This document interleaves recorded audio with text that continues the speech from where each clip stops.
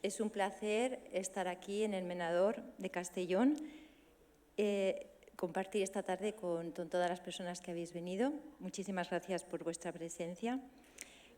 Bueno, en el apartado de agradecimientos tenía apuntado dar las gracias a la Asociación Caudiel, que ha impulsado y ha organizado esta actividad cultural, y, como no, agradecer al Menador de Castellón y a la Universidad Católica de Valencia, Vicente Mártir, que estén apoyando este tipo de iniciativas. Contamos hoy con la presencia del profesor Vicent Zuriaga Senent,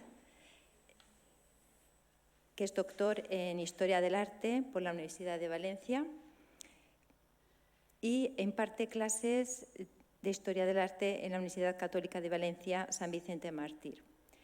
El profesor Zuriaga es conservador del Museo de Arte Contemporáneo Vicente Aguilera Cerny de Vilafamés, Castellón, desde el año 2016. Las líneas de investigación que ha desarrollado hasta el momento se han concretado en libros, en capítulos, en artículos, en diferentes ámbitos, como en el ámbito de la emblemática, la cultura visual, la iconografía, la iconología religiosa y el arte novohispano. Otras líneas de investigación que también ha desarrollado son la instrumentación del arte como didáctica, devoción, propaganda y publicidad, y el patrimonio artístico valenciano. Ha comisariado varias exposiciones, todas ellas muy interesantes. Una promovida por el Consorcio Valenciano de Museos, titulada Valencia, 600 años de solidaridad para Jofré, que tuvo lugar en el Monasterio del Puig, los meses de febrero y marzo de 2009. También ha comisariado una exposición fantástica sobre el espíritu de las cartujas valencianas, que se desarrolló en el Museo de Bellas Artes de Valencia. Esa exposición tuvo tanto éxito que se trajo a Castellón, y eso fue en los meses de junio y septiembre de 2010.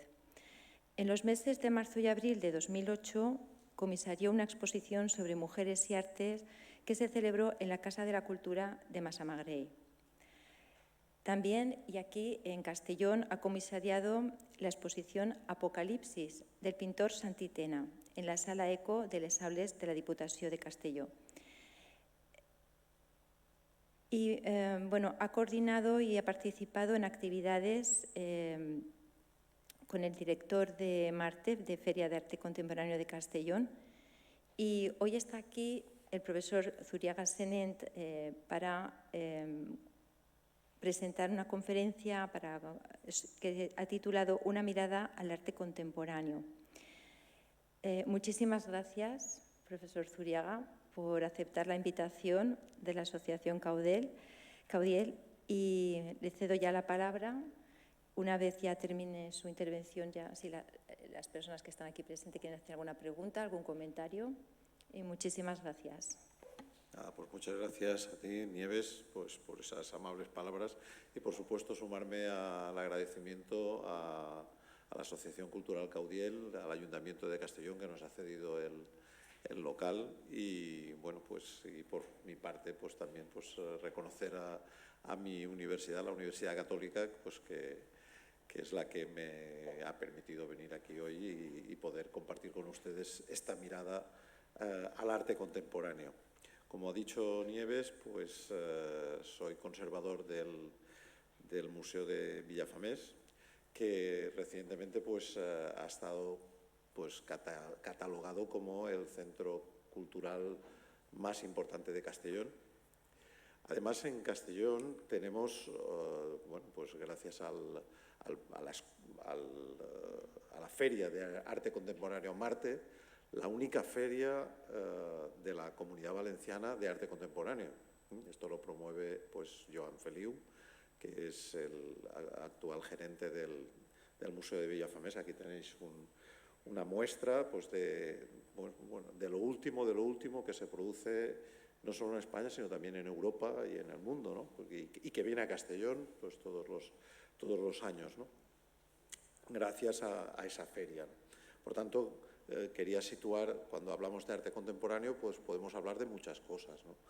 pero tenemos que empezar por lo que es próximo, ¿no?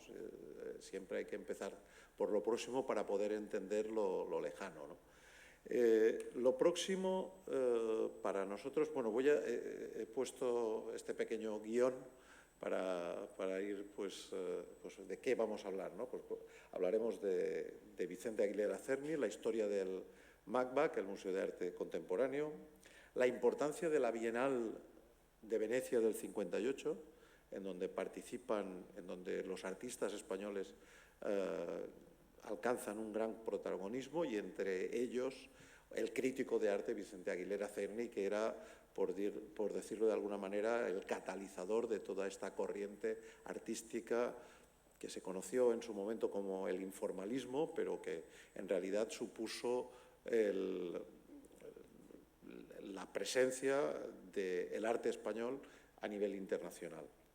También, evidentemente, citar el arte contemporáneo español, pues tuvo esa doble vertiente, por una parte impulsada por Vicente Aguilera Cerny y por otro por Fernando Zóbel, que fue el creador del Museo de Arte Abstracto de Cuenca. Por tanto, Zóbel pues recogerá pues a todos sus amigos del grupo El Paso, que se desarrolló en Madrid, que es arte abstracto.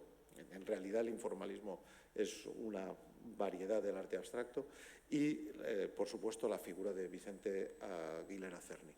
Pero para entender el arte contemporáneo nos tenemos que retrotraer a un concepto que es básico para poderse enfrentar a una pieza de arte contemporáneo, que es el concepto de transgresión como categoría artística. Y veremos, y intentaré explicaros, ese concepto de transgresión como categoría artística, que es una cosa que no es tan novedosa. Es decir, desde el arte clásico, continuamente el arte ha evolucionado en distintos estilos gracias a la transgresión. Y veremos algunos ejemplos que nos pueden llamar la atención y por qué una determinada pieza artística, una determinada obra de arte es transgresora, y el espacio de recuerdo y de trascendencia, porque al final lo que queda en la memoria es lo que trasciende, ¿no? Y entonces, pues esto es importante. Entonces, veremos algunos ejemplos de algunas obras de arte que aparentemente pues son muy clásicas, pero en su momento fueron transgresoras y fueron incomprendidas, y por tanto sembraron la semilla de los nuevos estilos artísticos que han ido sucediéndose a través de la historia. Pero claro, hablar de arte contemporáneo es hablar de ruptura con la academia. Y entonces, para entender el arte contemporáneo, una primera mirada que tenemos que hacer, el arte contemporáneo tal como lo entendemos en la actualidad, pues una primera mirada hay que hacerla a través de las vanguardias. Hay unos precursores de las vanguardias por los que pasaremos desde Goya hasta Manet.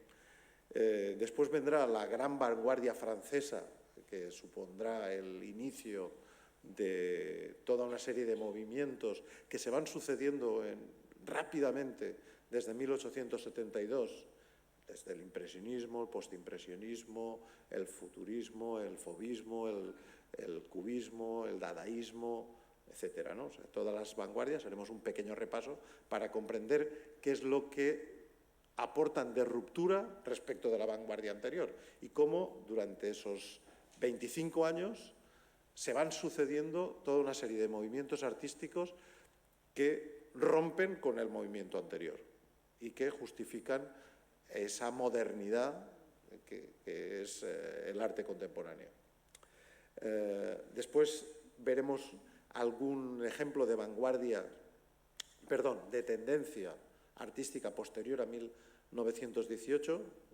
Siempre se dice que las vanguardias empiezan en 1872 con Impresión del Sol naciente de Monet y terminan con el urinario de Duchamp.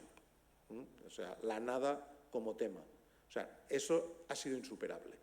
O sea, cuando veamos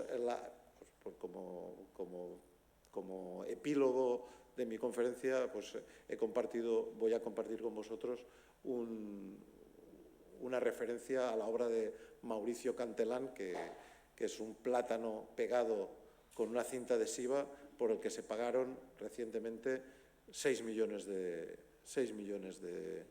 dólares, ¿no? Bueno, pues ¿es eso arte? ¿No es arte? Bueno, pues sí que es arte porque ha sido expuesto, tiene una categoría artística y sobre todo participa de la categoría artística de la transgresión, ¿vale? Entonces, si aceptamos eso, la transgresión, como fundamento de cualquier categoría artística, pues podemos empezar a entender cosas que, digamos, esto lo hace un niño, esto lo hace, bueno, lo que normalmente se suele utilizar como de manera sarcástica para intentar entender aquello que no comprendemos.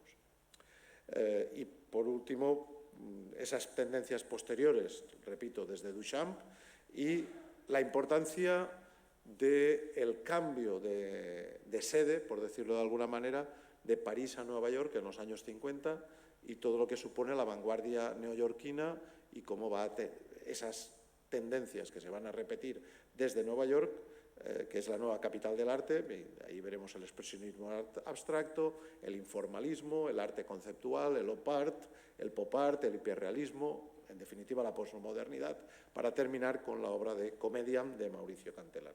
Esto es un poco de lo que voy a hablar. Y a partir de ahora, pues vamos a ir disfrutando de las imágenes que nos van a ir siendo ellas las que, manteniendo un diálogo con ellas, vamos a explicar todo esto que os he presentado.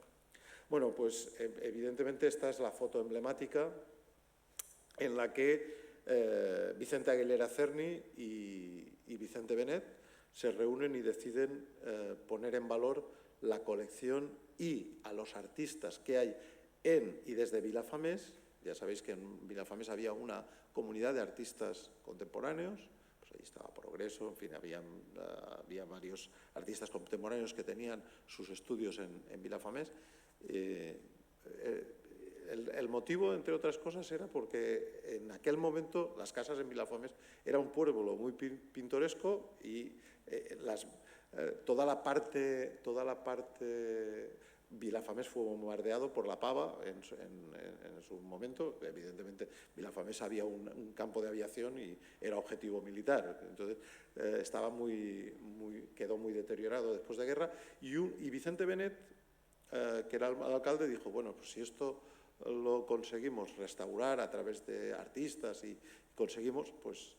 Y entonces consiguió ceder el palacio, consiguió de la Diputación el Palacio del Batlle, y a partir de ahí se inició ese proyecto con toda la obra y con todos los amigos de Vicente Aguilera Cerny. ¿Quién es Vicente Aguilera Cerny? Aguilera Cerny es el gran crítico de arte español de después de la guerra. Es el gran impulsor de todas las vanguardias, de todos los movimientos, de todos los grupos que se hacen presentes en España después de la guerra. Una vez bueno, pues estamos en el año 58 y España se está abriendo al mundo. Acordaros del plan de estabilización y bueno, pues España entra, por decirlo de alguna manera, en la modernidad. Y una manera de entrar es encargarle a Vicente Aguilera Cerny que comisaríe el pabellón español de la exposición de Venecia, de la Bienal de Venecia del 58. Bueno, pues ¿hay quién acude? Pues ahí acude, pues por supuesto, el comisario, el crítico, el que organiza qué es lo más moderno que se está produciendo en España, que es Aguilera Cerny, y ahí invita a gente de la Escuela Valenciana, que son los que él tiene relación directa por ser valenciano, que es el grupo Parpalló. Invita a Eduardo Chillida, que él pues se le podría vincular al grupo Begoña del País Vasco. La Escuela de Madrid, por supuesto, el grupo El Paso, y la Escuela Catalana d'Agualset. En el grupo Parpalló pues está Alfaro, que él pues pues estaba dentro del movimiento cinético, del arte abstracto, pero dentro del movimiento cinético, que en su momento había iniciado Calder.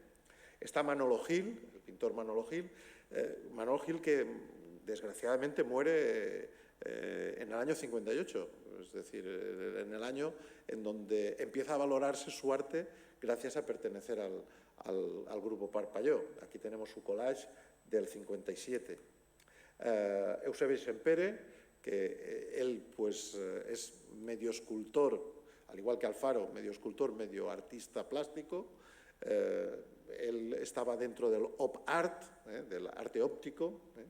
Esta es una pieza del museo es una de las joyas del Museo de Villafamés, y es una pieza que hay que tocar. Es decir, cuando vayáis al Museo de Villafamés, es una de las piezas que expresamente hay que tocar para poder entrar en diálogo con ella y ver cómo, a través del movimiento, las formas cambian, ¿no? Salvador Soria, pues entraría dentro de este grupo de los informalistas. Hay que tener en cuenta que, claro, estamos viendo esta obra de Soria, pero que recuerda mucho a la obra de Rothko. Aquí se me ha olvidado agradecer a Nieves, pero Nieves es experta en la Escuela de Nueva York, y su tesis doctoral pues fue sobre pues gente como John Ashbery, que es el gran poeta pero toda la relación de la poesía con pues de Kooning, con Rothko, con Pollock, etcétera, ¿no? Pues estos serían pues mientras que en Nueva York pues Rothko está creando esos espacios de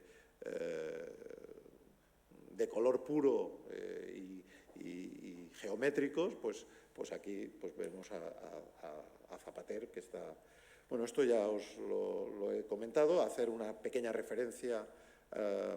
Se crea el grupo Parpalló en el 56, liderado por Vicente Aguilera Cerny, y en el 61 se disuelve. Quiero decir, estos grupos no tenían solución de continuidad. Es decir, una vez ha pasado la exposición de Venecia, pues se mantienen, pero después ya cada autor pues sigue su camino, ¿no? Como decía el poema de Machado, cada caminante sigue su camino, pues ellos entran en la modernidad a través de esa participación en la Bienal de Venecia, pero a partir de ahí, pues a partir del 61, pues cada artista, sobre todo, entra en fama y evidentemente lo que quiere es su singularidad, porque una de las características que tienen los grupos precisamente es la unidad del grupo. Pero claro, un artista cuando pues alcanza fama, lo que quiere es singularizar, porque al final pues él tiene detrás a un marchante que es el que lo promueve a él. Bien. Eso, si estuviera aquí Joan Feliu, pues hablaría de la parte del mercado, pero yo del mercado hoy venimos a hablar de esa mirada, ¿no? Bien, importantes: Salvador Soria, Manolo Gil, Eusebio Sempere, Doro Balaguer y Andreu Alfaro. Mientras que en la Comunidad Valenciana está Aguilera Cerny y el grupo Parpalló, Fernando Zobel en el 66 funda el Museo de Arte Abstracto Español de las Casas Colgadas o Colgantes de Cuenca. Fernando Zobel pues es un intelectual que se ha formado en Harvard, que se ha formado en Estados Unidos, es de una familia pudiente y que viene de América, y pues regresa a España, y él ha estado en contacto con toda la vanguardia neoyorquina. Entonces él pues decide instalar su taller en Cuenca y colaborar con todos los miembros del grupo El Paso. ¿Quiénes son los que están en la modernidad del grupo El Paso? Pues Rafael Canogar, que por cierto aún vive y bueno, pues este fin de semana le le hicieron un homenaje con motivo de sus 90 años y que sigue pintando. Luis Feito, Juana Francés, Manuel Millares, Antonio Saura, Manuel Rivera, Pablo Serrano, Antonio Suárez, Manuel Conde y, en este caso, el crítico fue José Aillón, ¿no? Y ellos constituyen el grupo El Paso, precisamente por participar en esa Bienal. Eduardo Chillida, pues todos conocéis este Peine de los Vientos, él es escultor, lo que trabaja es la materia pura. Antonio Saura, pues es el pintor que, pues de hecho, de todos ellos, de todos estos miembros tanto del grupo El Paso, tenemos obra en Villafamés. Quiero decir, tenemos posiblemente, bueno, pues está por supuesto al nivel del IBAM. El IBAM está muy financiado, el Museo de Villafamés son los artistas los que quieren tener obra en el museo, es una de las características, porque el Museo de Villafamés además también puede actuar como galería de arte, es decir, aquellos pintores que ceden su obra, pues o bien porque cambian de estilo y quieren tener una obra más representativa, la sustituyen, pero mientras viven la obra, ellos pueden utilizar el museo de galería. Y esa es la gran curiosidad y la gran novedad que presenta el museo y la gran singularidad que presenta el Museo de Arte. Bueno, pues de todos estos autores tenemos obra en el Museo de Villafamés, ¿no? Este sería Antonio Saura. Es un informalismo, pero que aún el recuerdo de la forma aún está presente. Por ejemplo, en este sagrario o en el Cristo crucificado, pues la obra de Saura tiene referencia a la figuración, alguna referencia a la figuración. Hay que decir que el informalismo puede ser abstracto puro o abstracto con recuerdo de forma. Esas serían un poco las dos categorías, ¿no? Aquí tenemos esta obra de Pablo Serrano, que es de Crevillén, de Teruel, pero que bueno, pues es ya abstracción pura. Aquí tenéis estas unidades Junta de Pablo Serrano que están en Madrid. Rafael Canogar, bueno, pues Rafael Canogar evidentemente triunfó con el informalismo, es decir, con el arte abstracto puro. Después tuvo una vuelta a la figuración y ahora está volviendo otra vez a la abstracción pura. Pues se encuentra en The Major Gallery de Londres, ¿no? Esta pintura número 7. Una de las características que tienen parte de estos pintores informalistas, en que buscan la materia, en la propia materia, el sentido de la representación, pues que o nombran sus obras sin título o directamente número 1, número 2, número 3, porque evidentemente no hay un recuerdo de la forma en su obra. Manolo Millares, aquí tenemos este collage.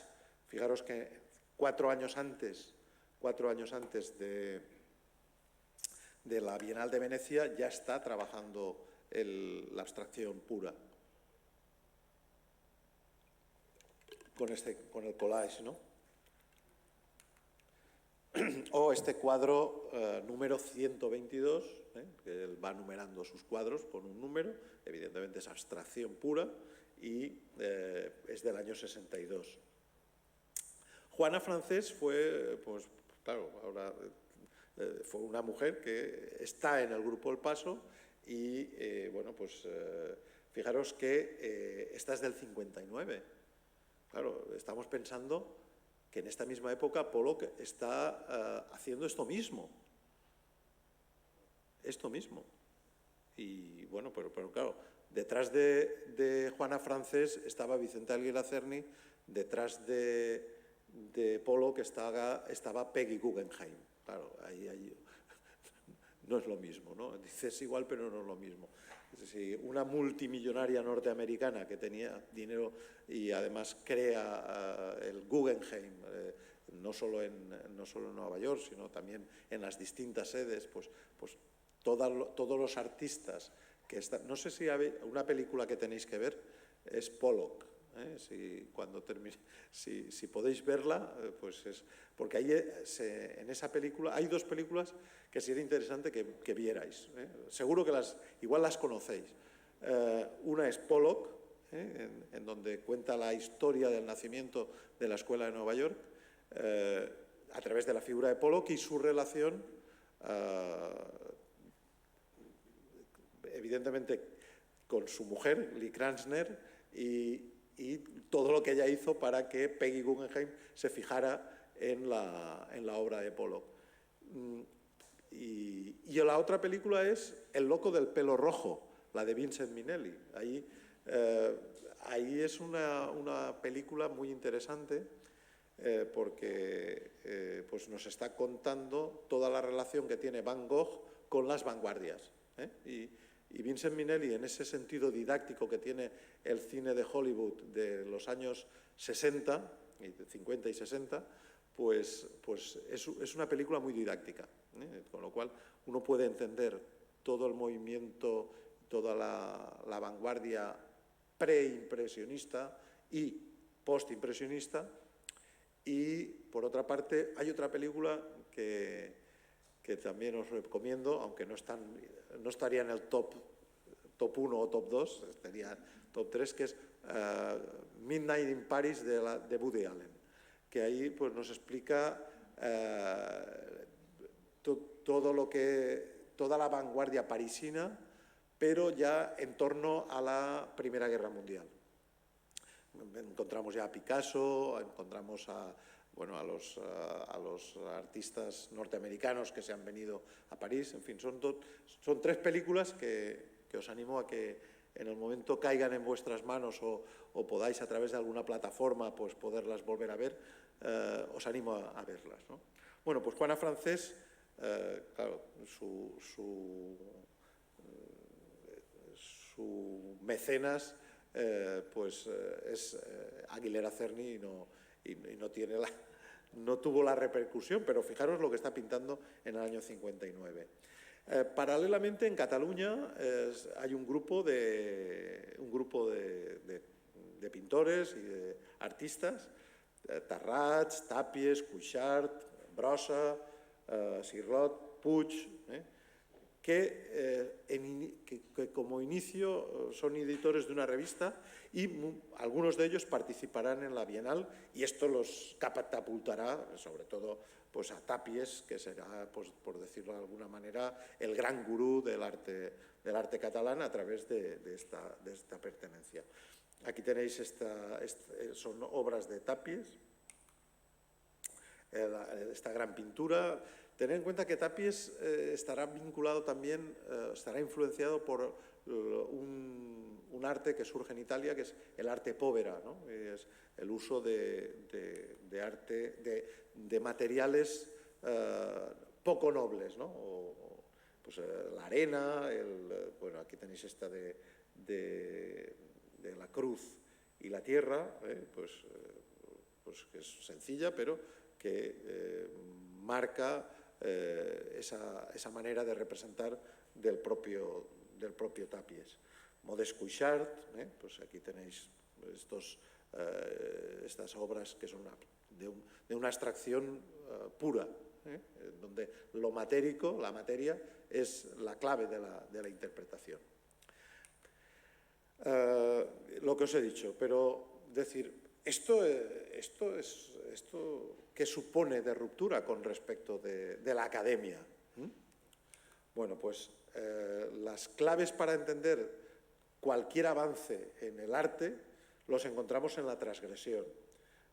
Encontramos unos transgresores, Avant la lettre, que ahora haremos un repaso por ellos, de la representación de la apariencia como tema en la obra de arte a la materia y la realidad subjetiva como objeto de representación.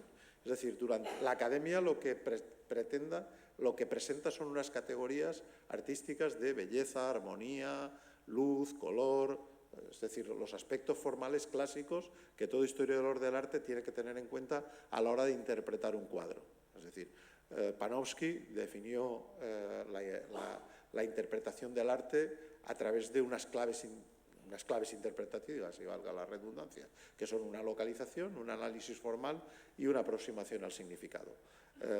Durante el periodo académico esto está muy claro. ¿Cuándo hay una ruptura con todo esto? Pues cuando llegan las vanguardias, pero eso lo veremos. Pero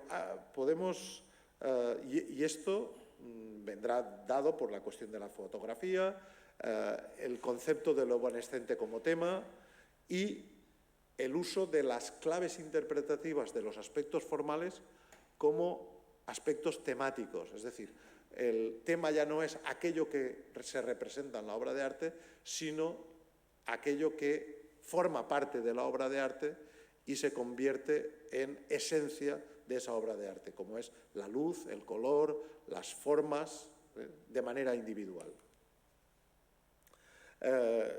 También hay que tener en cuenta, a la hora de entender estas vanguardias, la aportación de la ciencia. En 1839, Chevreul publica su libro Los principios de la armonía y el contraste de colores y su aplicación en las artes.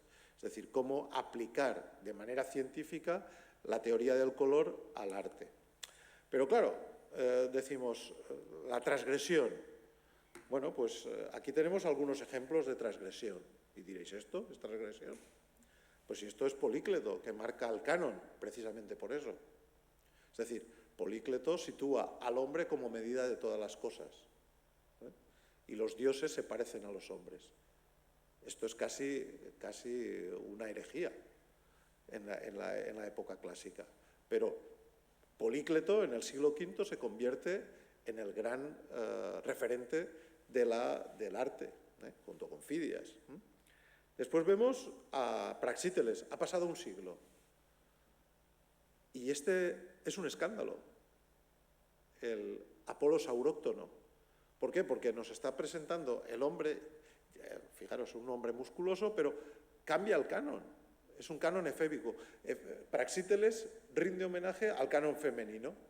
Y esto, hasta Praxíteles no se había esculpido la belleza desde la feminidad. Y Praxíteles sitúa con la Venus de Cnido el nuevo canon que supone una ruptura con el arte del siglo anterior. ¿Vale? Aquí tenemos el Apolo sauróctono, que en realidad pues, nos presenta a un efebo que tiene miedo de una lagartija. Claro, hay que pensar que el Apolo pítico, es el Apolo que se enfrenta a la serpiente Pitón y bueno, pues es el gran referente de la divinidad en cuanto a luz. Bueno, en fin, todo esto supone una burla a un dios, con lo cual es transgresión. Y diréis, ¿y este cuadro, este Cristo del Salvador de Cora, esto en qué sentido es transgresor? Pues el cristianismo supone un escándalo para el judaísmo. De hecho, tenemos a San Pablo que decide utilizar el arte como recurso didáctico. El arte, o sea, los judíos no utilizan ni tan siquiera el nombre de Dios.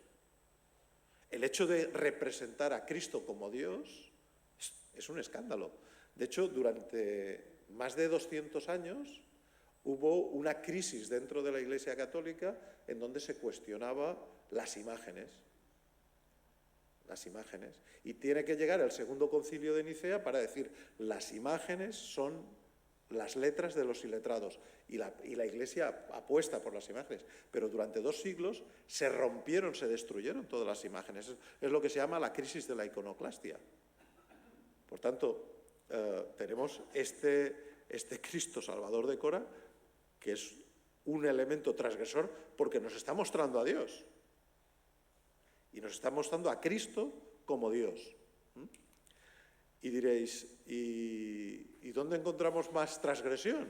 Pues aquí tenemos este cuadro de Antoni Peris, que lo podéis ver en el Museo de Bellas Artes de Valencia, el de la izquierda, que es la Virgen de la Leche. El gótico supone una transgresión respecto del románico, la manera de ver a Dios como hombre, pero como hombre en el sentido más humano del término, que se coge al pecho de su madre. Claro, pues esto supone una transgresión. Pero aquí tenemos alguien que supera la transgresión. Melchor Pérez Holguín, Nieves ha dicho, Vicent, pues uno de sus líneas de investigación es la pintura novohispana. La transgresión que encontramos en América supera cualquier rasgo de pudor. Aquí tenemos la lactación de San Pedro Nolasco. Yo siempre digo que había un programa que dirigía Santiago Amón, que se llamaba Mirar un cuadro.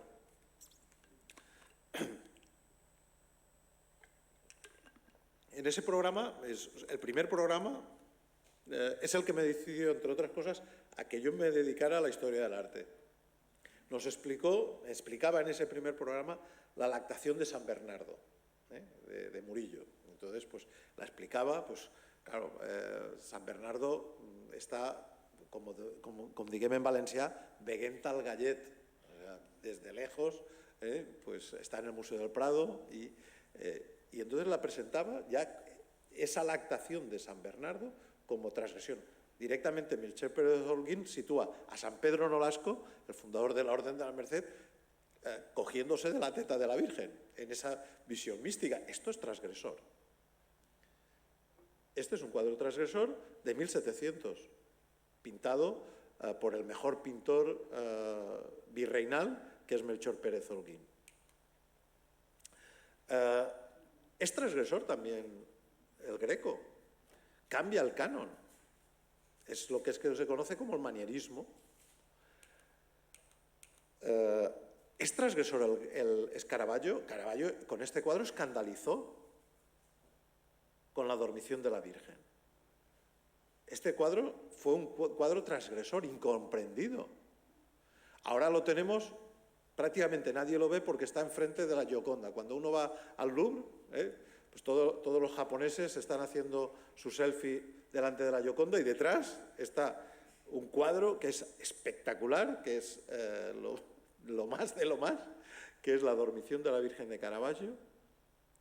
Y Caravaggio, para pintar a la Virgen muerta, se va al Tíber, al depósito de cadáveres, y pinta a una ahogada, a una que se ha suicidado, como la Virgen María.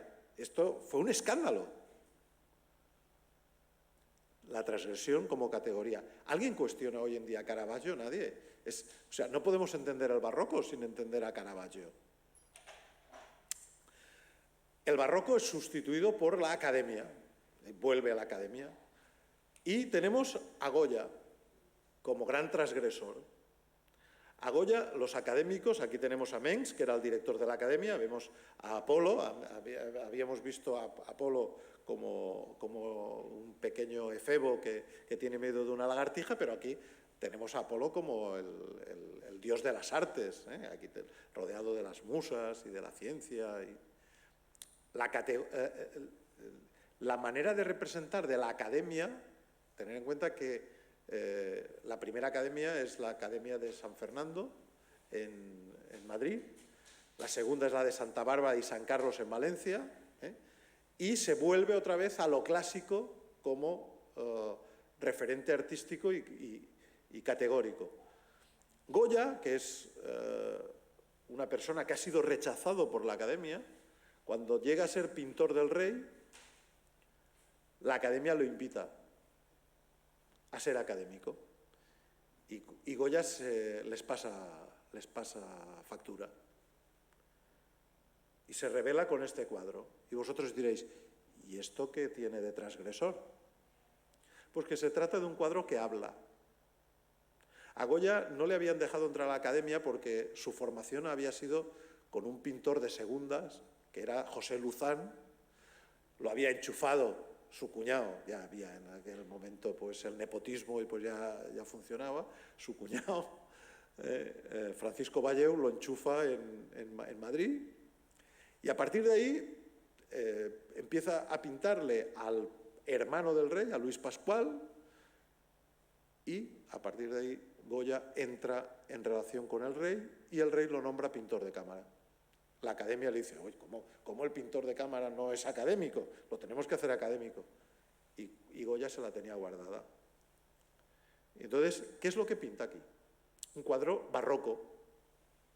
La clave del barroco es la luz. Fijaros la diferencia, la oscuridad de este cuadro con la luminosidad del cuadro, del estilo académico, que era lo que,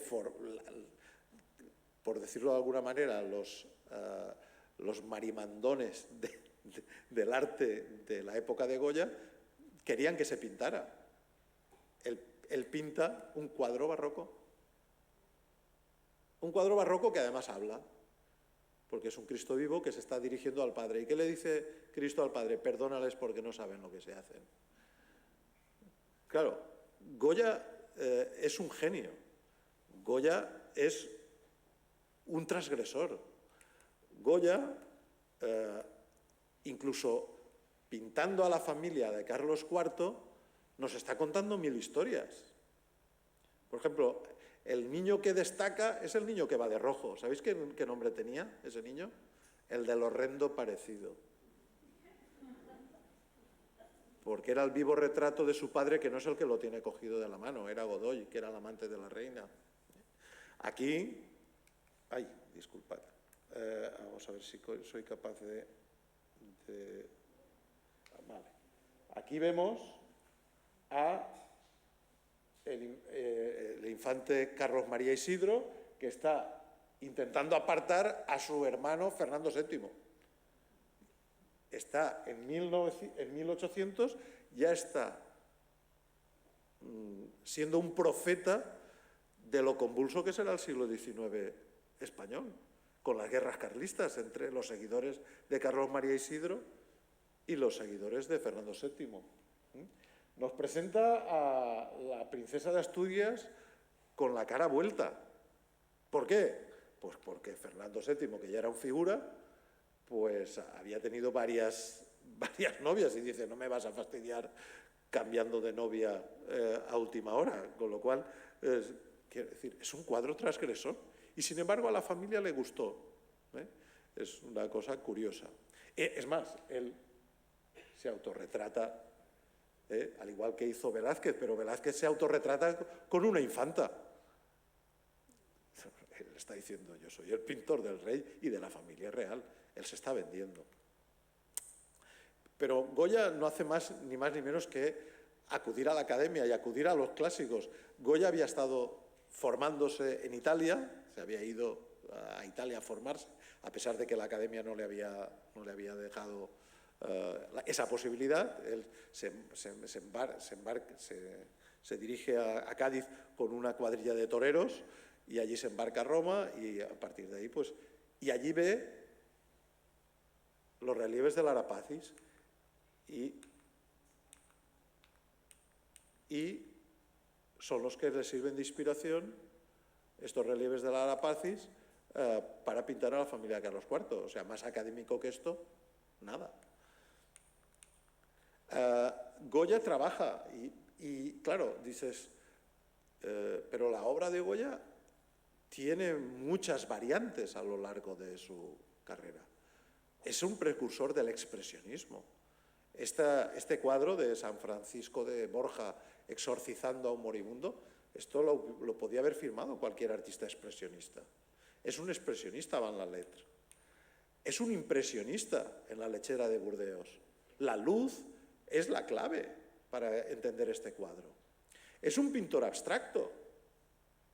Con este cuadro de la Quinta del Sordo. Le quitáis la cabeza del perro y tenemos un cuadro abstracto. ¿Qué otros? Claro, el gran académico francés Ingres, cuando está formándose, pues es capaz de pintar estas odaliscas que se salen del canon clásico. Otros transgresores, Corot, que sale a pintar, a buscar la luz. Claro, dices, la luz la inventan la luz como categoría artística nos la muestran los impresionistas. Pero si no hubiera sido por los pintores del paisaje, como Corot, que sale a la calle y pinta no tanto una catedral, tener en cuenta, decir, ¿dónde está la transgresión aquí? Pues que esa cantera y ese montón de piedras está incluso por delante de la catedral.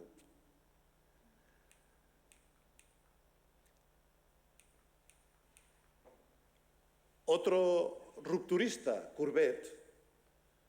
Courbet es un pintor de estudio, es un pintor comprometido y el tema ya no son los grandes nobles, ya no son los grandes mitos, son los picapedreros. Los picapedreros se convierten como tema y los pobres, los desarrapados de la tierra, es el inicio de la pintura social. El entierro de Ornans fue, que lo podéis ver en el Museo d'Orsay, si alguno tenéis el gusto de ir a París, pues por supuesto hay que ver el entierro en Ornans. Hay dos grandes entierros en la historia del arte. Está el entierro del Greco, que es un entierro sin tierra. De hecho, aquí es toda una fantasía. Es toda una fantasía. Aquí se han aparecido 4 zombies que se van a llevar al muerto. Aquí tenemos a San Esteban. San Esteban había muerto 1500 años antes que el conde Orgaz y está cogiéndole. San Esteban es el que lo coge de los pies.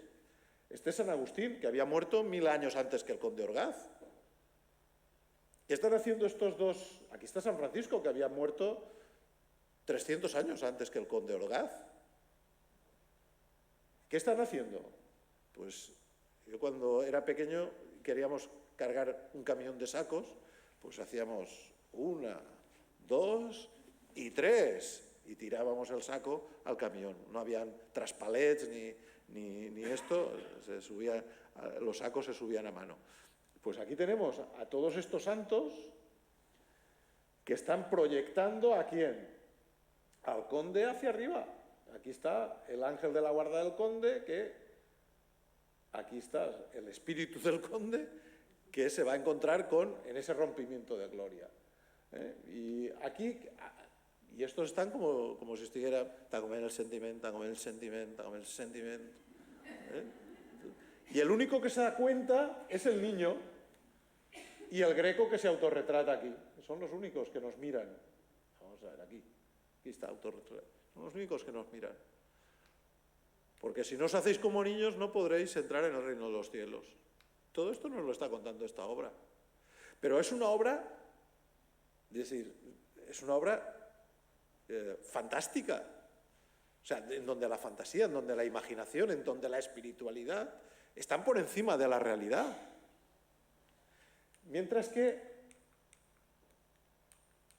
en el entierro de Ornans, pues aquí está un perro, aquí lo que hay es un entierro con tierra. De hecho hay algunos huesos, alguna calavera, aquí hay una calavera, aquí está el perro, es un entierro con tierra. Un entierro, como Courbet era ateo, pues es un entierro prácticamente sin esperanza, a diferencia del anterior. Courbet. Bueno, y llega Monet, que viene a España, Manet, que llega a España. Hace unos 10 años hubo una exposición Manet y los maestros de la pintura española en el Prado, fabulosa. Pero claro, pusieron obras de Manet en diálogo con los grandes pintores que él descubrió esa manera de pintar, ¿no? Pero claro, la técnica que tenían los grandes maestros españoles pues dejaba en mal lugar.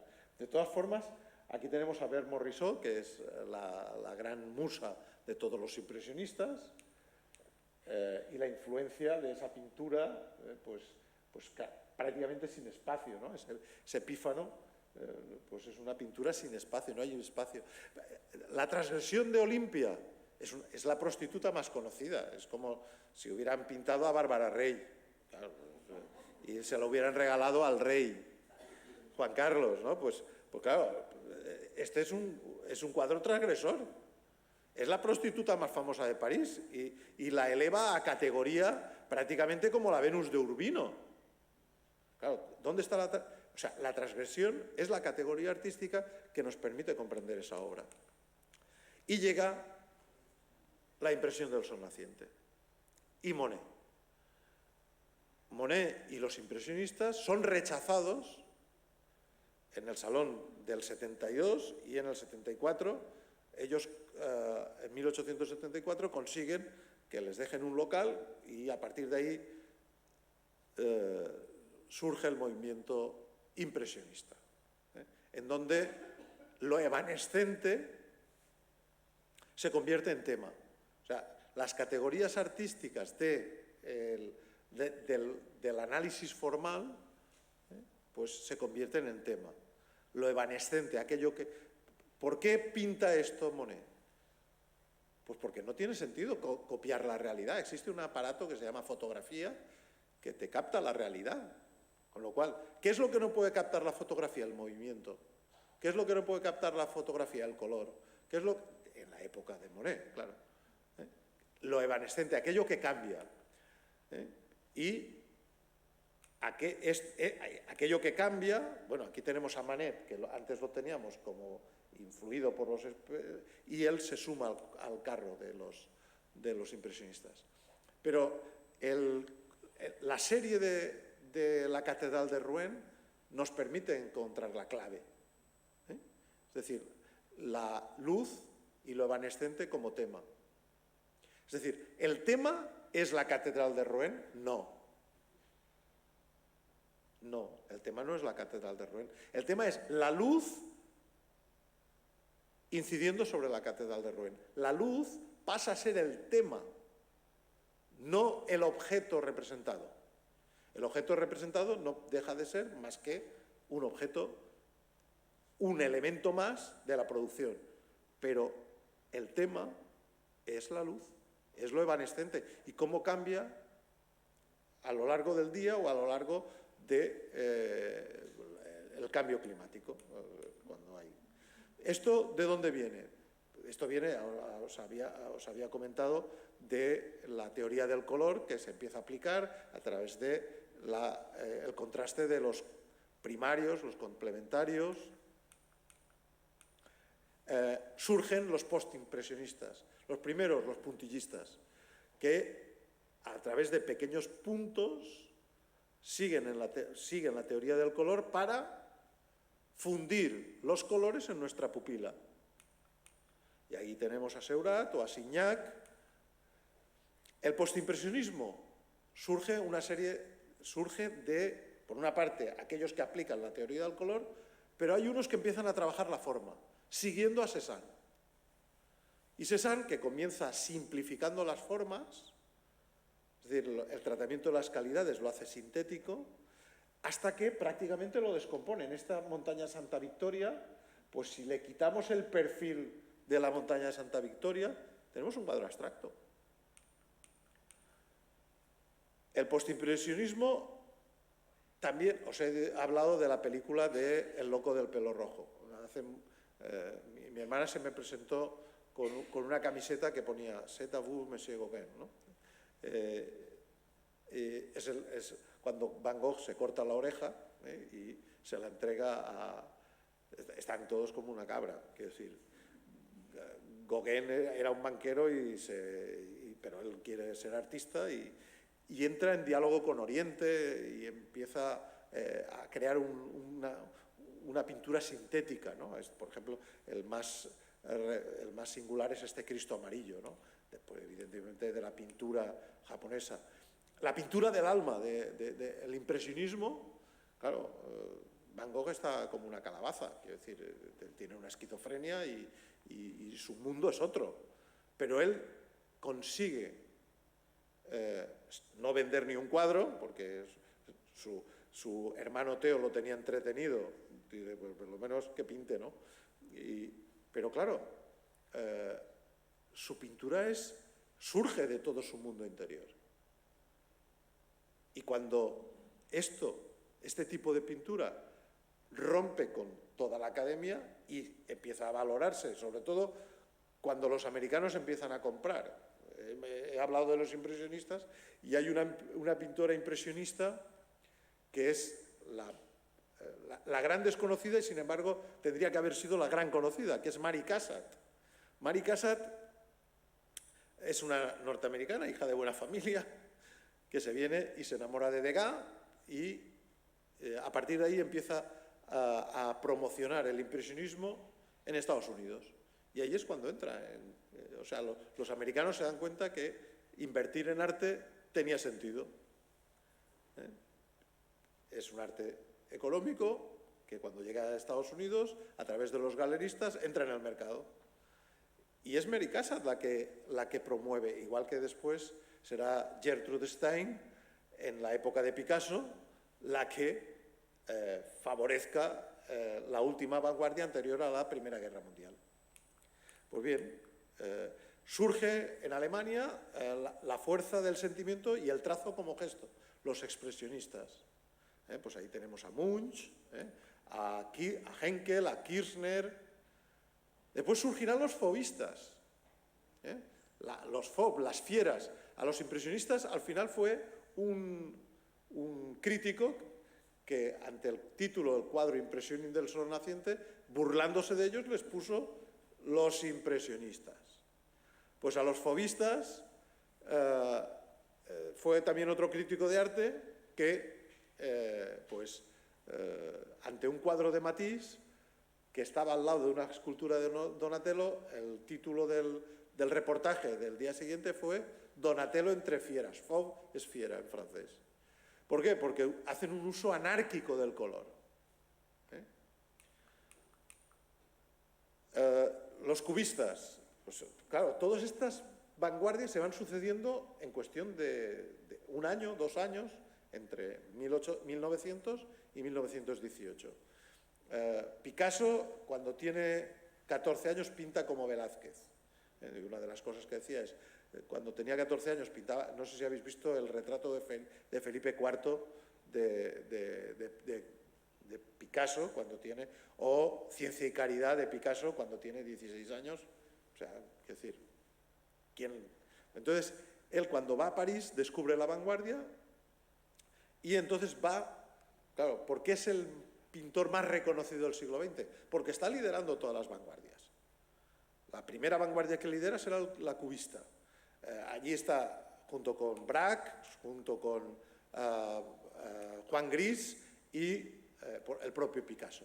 De hecho, a Picasso tenía tan mala fama que le escondían los cuadros, le tapaban los cuadros, porque dice, ahora está de moda lo del ChatGPT, pero Picasso es que copiaba, o sea, bebía de todos, era una rapiña, era un tipo, o sea que si a nivel personal fue lo que fue, a nivel de rectitud a la hora de inspirarse en otros, pues también fue lo que fue. Pero claro, Picasso pinta y su marchante, que es Gertrude Stein, pues le reconoce en 1907 como el gran impulsor, mientras que está empezando con Braque. Gertrude Stein es la marchante, es la marchante de Picasso, y entonces presenta a Picasso como el alalid de la modernidad. A partir de ahí, pues otra serie de vanguardias, el surrealismo, pues la superación de la realidad. Surrealismo significa, no es sub, sino superación de la realidad. ¿Por qué? Pues porque entra en todo el mundo de los sueños, entra en todo el mundo. Y dentro del surrealismo surgirán dos tendencias. El surrealismo figurativo, que sería representado por Dalí, y el surrealismo abstracto, que sería representado por Miró. El futurismo, son todas las vanguardias que se van sucediendo. La novedad, hasta que llega el nuevo realismo, la abstracción. La abstracción en realidad es la búsqueda de la realidad a través de la materia pura. Y aquí Kandinsky pues nos presenta esta batalla. Los rusos, es curioso que los revolucionarios rusos, La Revolución Rusa, en un primer momento, compra el arte abstracto, el arte moderno, como representación de esa revolución que se está presentando. Sin embargo, cuando Stalin alcanza el poder, vuelve al clasicismo, lo que sería el realismo soviético, ¿vale? Pero son los rusos los que están, tanto Kandinsky como Malevich. Malevich hizo el famoso cuadro blanco sobre fondo blanco, que después hay una actriz, perdón, una escritora de teatro, Yasmina Reza, que hará Art, una obra de teatro sobre la reflexión sobre este cuadro. Un señor que compra un cuadro que se llama cuadro blanco sobre fondo blanco.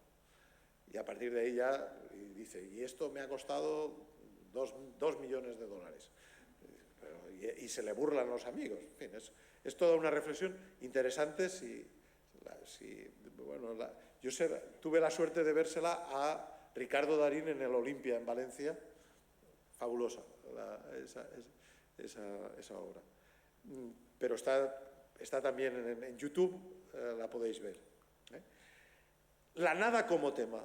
Llega Duchamp, se firma cuando la nada se convierte en tema, esto ya es insuperable. Cuando Duchamp coge un váter del metro de París y lo presenta en una galería y lo firma, ahora puso Remut, o sea, no se atrevió a poner su verdadero nombre. La nada se convierte en categoría artística, es la transgresión máxima. Por tanto, a partir de ahí, las vanguardias se reinventan en tendencias. El propio Picasso se va reinventando a través de distintas tendencias. Pero aquí tenéis, por decirlo de alguna manera, el cuadro de los cuadros del siglo XX, que es el Guernica. Pues el Guernica tiene elementos de fraude. Y os los voy a explicar. En el imaginario colectivo es el gran cuadro que pinta Picasso después del bombardeo de Guernica para denunciar la barbarie nazi, bla, bla, bla, bla, bla, bla, bla, bla, bla. Picasso tenía encargado el cuadro, se lo encargan en septiembre del año 36. El bombardeo de Guernica ocurre el 26 de abril del 37. El 26 de abril del 37, ¿vale? A él le han encargado el cuadro para presidir, aquí tenéis,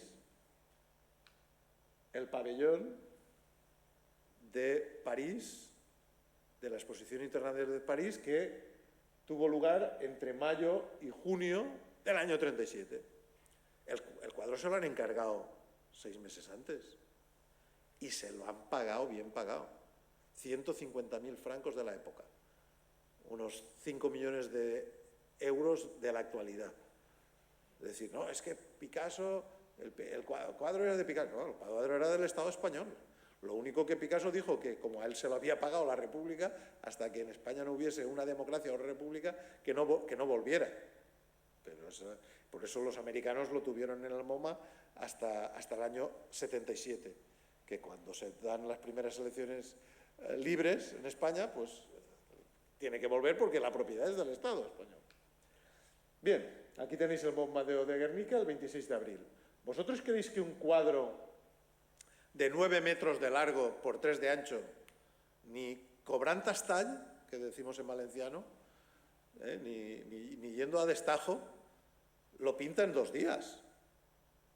Él ya lo tenía pintado.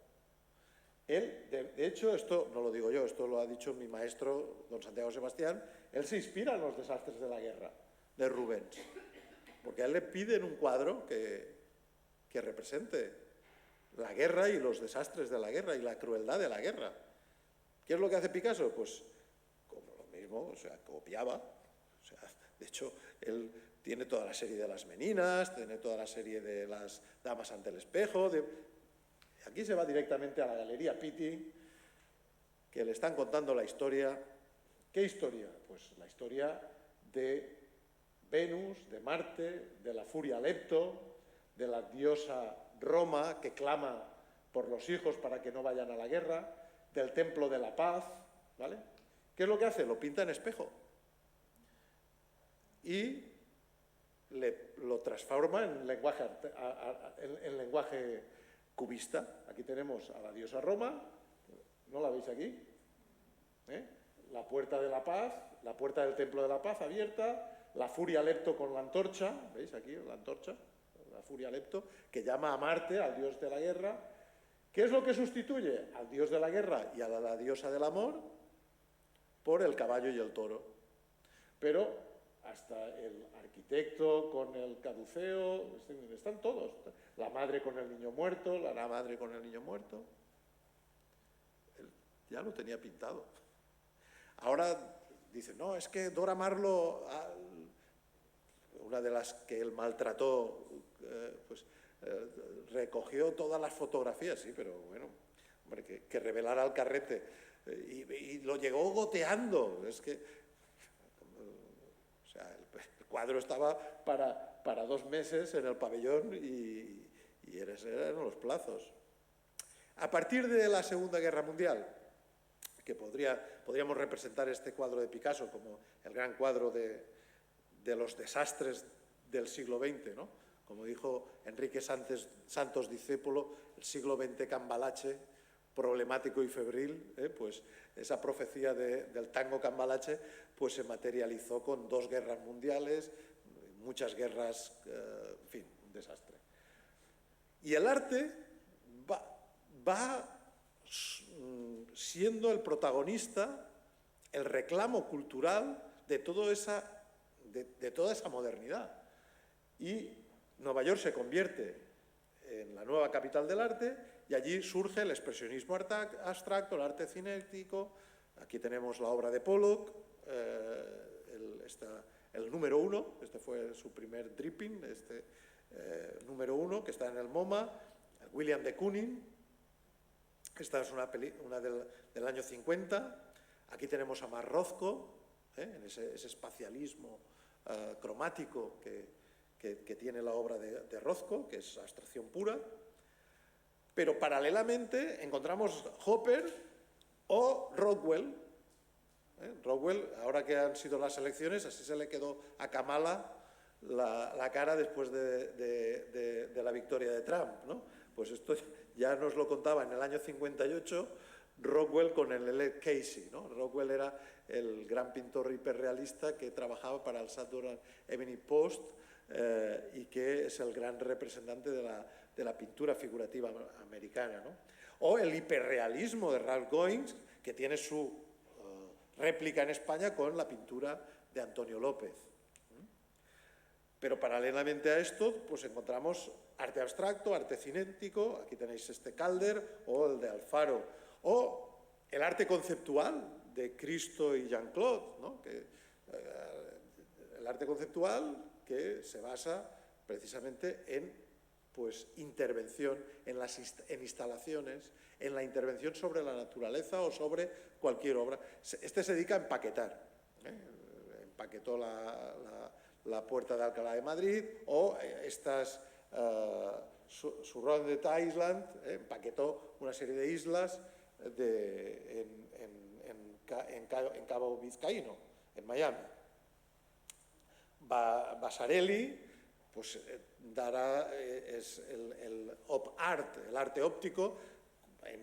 Aquí tenemos a Iturralde, no tenemos a Vasarely, pero tenemos a Iturralde en el Museo de Villafamés. El pop art, es decir, lo cotidiano como objeto artístico. Y como pues aquí tenéis tanto el cuadro de Jimmy Carter, o el de Marilyn, o las latas de tomate Campbell, pero estos vienen de la publicidad, como Lichtenstein, Roy Lichtenstein. Pero en España pues tenemos al equipo Crónica, que pues es un equipo, ellos renuncian pero hasta que se hacen famosos. Cuando se hacen famosos, pues el equipo Crónica desaparece. Esto también lo promocionó Vicente Aguilera Cerny, al igual que el equipo Realidad. Bien, pues Rafael Solves, Manuel Valdés o Juan Antonio Toledo. Ahí tenéis está la salita, que ellos se autorretratan aquí, y pues nos presentan pues una visión distinta del cuadro de Velázquez.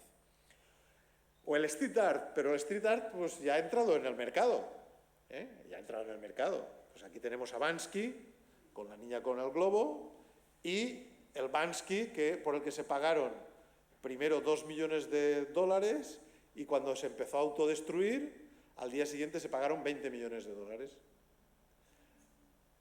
Es el mercado. Claro, al final fue una intervención sobre su propia obra.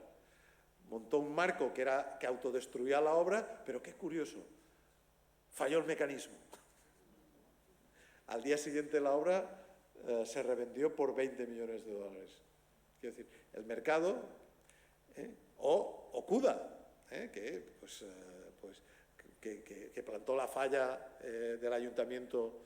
Pues, al final empezó de grafitero y ahora pues cualquier obra suya pues ronda el medio millón de euros.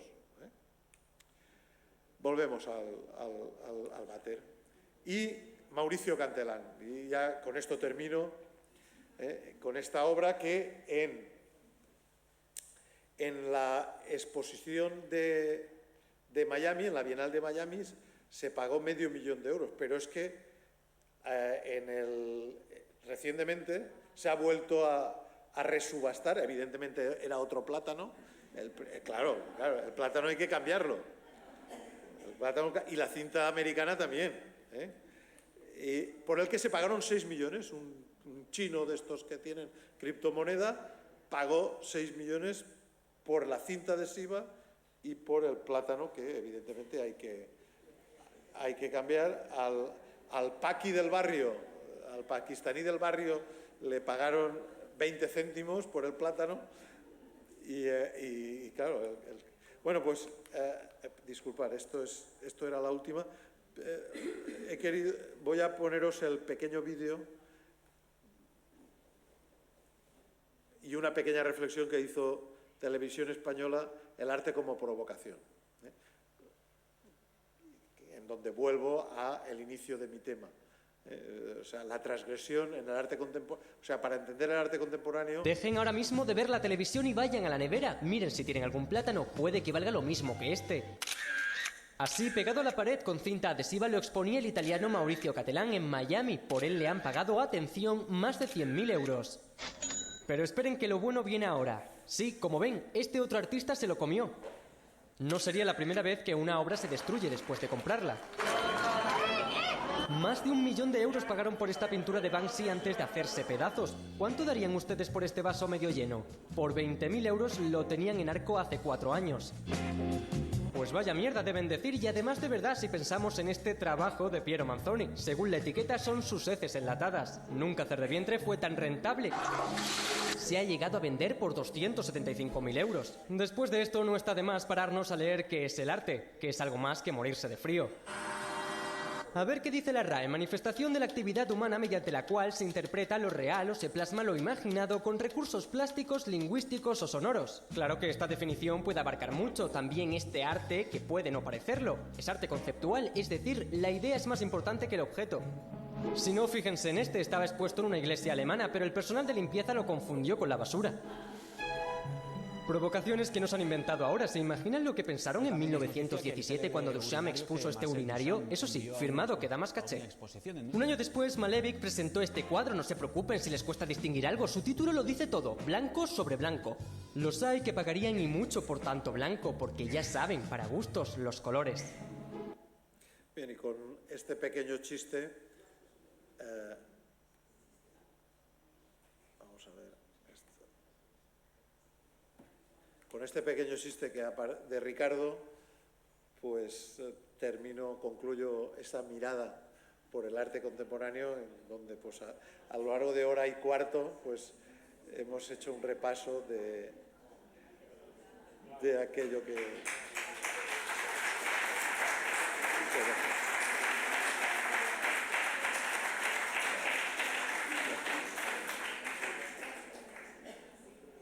Pues nada.